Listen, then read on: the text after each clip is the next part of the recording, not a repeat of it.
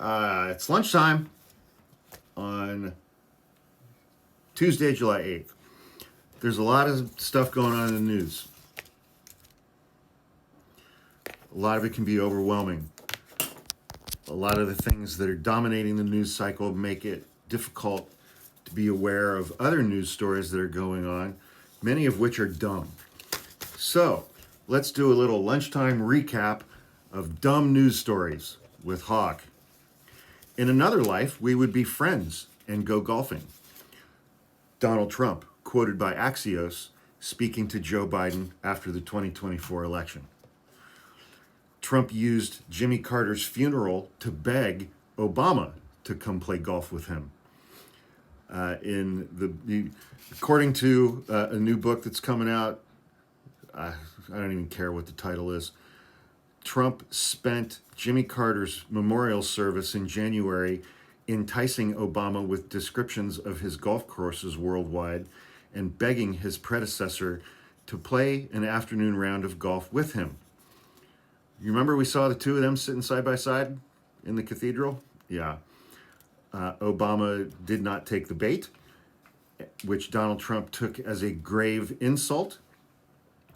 And Trump reportedly responded by removing Obama's White House portrait.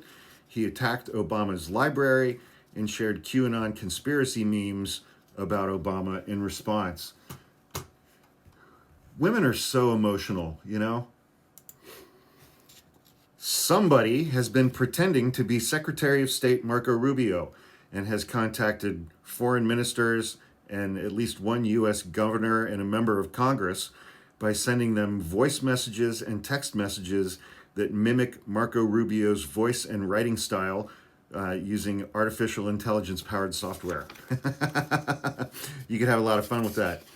Donald Trump sent the stock markets tumbling again on Monday when he announced he was ready to impose 25% tariffs on imports from Japan and South Korea. Punchbowl News said the sheer unpredictability of Trump's direction and ultimate goals in this trade war and what it means for the U.S., yada, yada, yada. He tries to keep people off balance. Paul Krugman responded to this by saying, Trump does these things to get these countries to make concessions to him. The trouble with South Korea and Japan is they have absolutely nothing to concede. South Korea has had a free trade agreement with the United States since 2012, so almost every U.S. import to Korea faces zero tariffs. Japan, like other wealthy nations, has extremely low tariffs on goods. They had nothing to give up that Trump wanted, so he's doing it anyway. Donald Trump, this was significant. Okay, a side reporting thing. It was announced last week by the Defense Department that they were halting all shipments of arms to Ukraine. Pete Hegseth was like, I didn't give that order. Donald Trump was like, I don't know what you're talking about, when he was questioned by it. Some mid-level bureaucrat in the Department of Defense was like, I'm going to halt all weapons to Ukraine. And that somehow became official U.S. policy in Pete Hegseth's Department of Defense. Once Donald Trump learned about this, and in dealing with Vladimir Putin, who is clearly not willing to end this war, Donald Trump said on Monday that the United States will be sending more weapons to Ukraine. He said, we have to. They have to be able to defend themselves. He's pissed at Putin.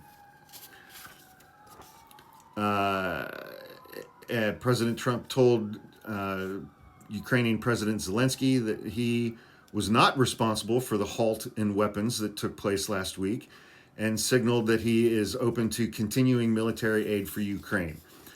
That announcement has driven Trump's MAGA base insane, which goes hand in hand with their current meltdown over the Jeffrey Epstein situation. This announcement has devastated MAGA supporters who have long been convinced that the U.S. government is protecting powerful pals of Jeffrey Epstein and that all of this is somehow related to Ukraine and Joe Biden and the Biden crime family and the QAnon and the trafficking of children through Ukraine and Hillary Clinton and Tom Hanks and Frazzle Drip. That's all related to them. because Trump's base is dumb and gullible and easily manipulated. Yesterday, Benjamin Netanyahu surprised Donald Trump by presenting him with a letter whereby Benjamin Netanyahu has nominated Donald Trump for a Nobel Peace Prize. So it's worth noting that Benjamin Netanyahu is a wanted war criminal, allegedly. Donald Trump is a convicted felon.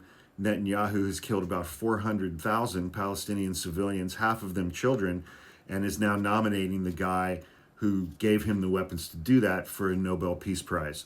You can imagine what the reaction has been to that across the internet. Tucker Carlson explained why he thinks Pam Bondi is covering up the Epstein client list. He said there's one of two reasons. The first is that Trump is involved, that Trump is on the list. They've got tape of Trump doing something awful. He very quickly followed that up by saying, I don't believe that for two reasons. I know Trump would never do that. And Biden would have leaked it. Fair point. So the only other explanation I can think, again, is maybe you guys that there are other intel services of other countries that were using Jeffrey Epstein for intelligence operations, which, you know.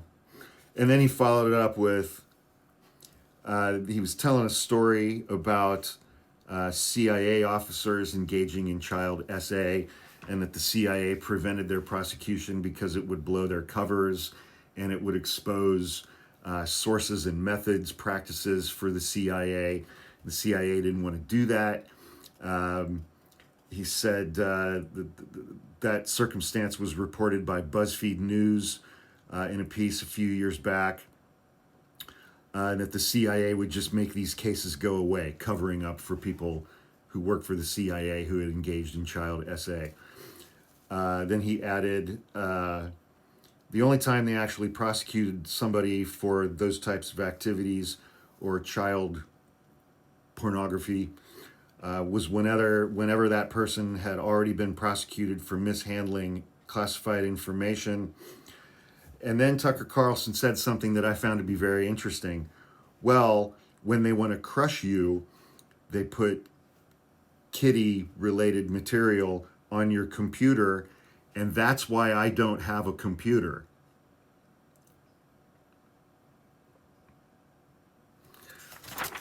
Moving right along.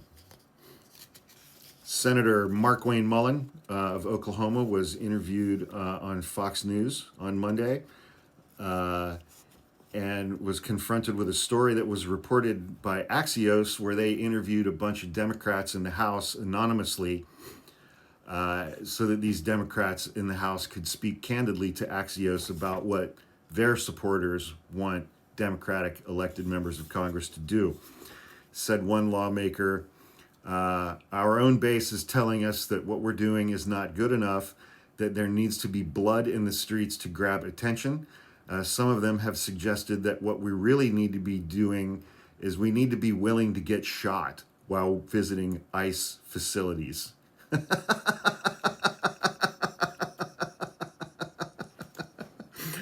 We've got people desperately wanting us to do something no matter what we say or do. They want more from us.